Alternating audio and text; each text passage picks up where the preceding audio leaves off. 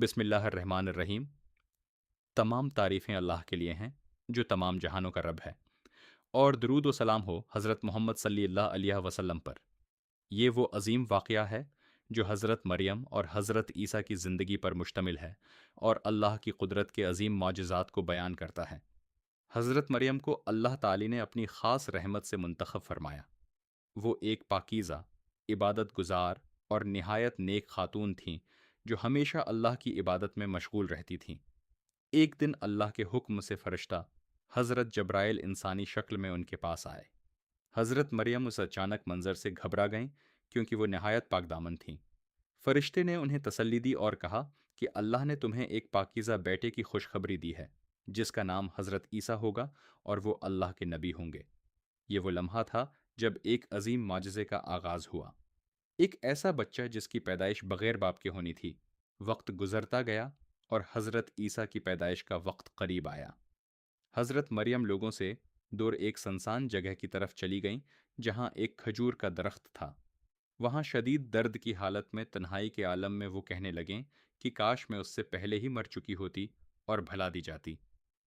اسی وقت اللہ کی طرف سے تسلی آئی کہ غم نہ کرو، تمہارے رب نے تمہارے نیچے ایک چشمہ جاری کر دیا ہے، اور حکم ہوا کہ کھجور کے درخت کو ہلاؤ، تم پر تازہ کھجوریں گریں گی۔ حضرت مریم نے اللہ کے حکم پر عمل کیا اور اللہ کی قدرت سے تازہ کھجوریں گرنے لگیں۔ یہ اللہ کی مدد تھی اور یہ اللہ کی رحمت تھی۔ پھر وہ اپنے نومولود بچے حضرت عیسیٰ کو گود میں لے کر اپنی قوم کی طرف واپس آئیں۔ جب لوگ انہیں بچے کے ساتھ دیکھتے ہیں تو وہ حیران رہ جاتے ہیں اور سخت الزامات لگاتے ہیں۔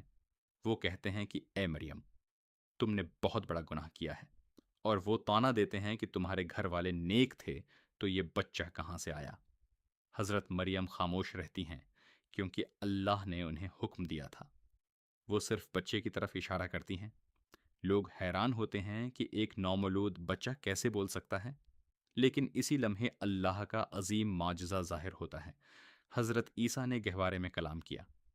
انہوں نے فرمایا کہ میں اللہ کا بندہ ہوں، اس نے مجھے کتاب دی ہے اور مجھے نبی بنایا ہے۔ یہ سن کر سب لوگ خاموش ہو جاتے ہیں اور حقیقت واضح ہو جاتی ہے۔ وقت گزرتا گیا، حضرت عیسیٰ بڑے ہوئے اور اللہ نے انہیں انجیل عطا کی۔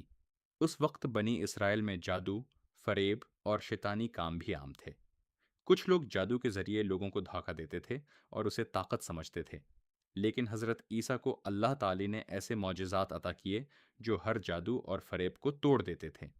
وہ مریضوں کے پاس جاتے تو اللہ کے حکم سے شفا ہو جاتی، کوڑ کے مریض ٹھیک ہو جاتے، اندھوں کو بینائی ملتی، اور وہ مردوں کو اللہ کے حکم سے زندہ کرتے تھے۔ یہ سب ان کے اختیار سے نہیں تھا بلکہ یہ صرف اللہ کی قدرت تھی۔ یہ معجزات دیکھ کر کچھ لوگ ایمان لے آتے اور کچھ لوگ حسد اور ضد کی وجہ سے انکار کر دیتے۔ حضرت عیسیٰ لوگوں کو اللہ کی طرف بلاتے رہے اور فرماتے رہے کہ صرف ایک اللہ کی عبادت کرو، لیکن پھر ان کے دشمنوں نے سازش شروع کر دی اور انہیں قتل کرنے کا منصوبہ بنایا۔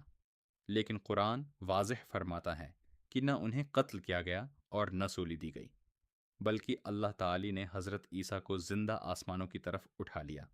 حضرت عیسیٰ آج بھی زندہ ہیں اور قیامت سے پہلے دوبارہ دنیا میں تشریف لائیں گے۔ یہ ہے اللہ کی قدرت جو چاہے کر سکتا ہے اور جسے چاہے عزت دیتا ہے۔ اللہ ہمیں حق کو سمجھنے اور اس پر عمل کرنے کی توفیق عطا فرمائے۔ آمین۔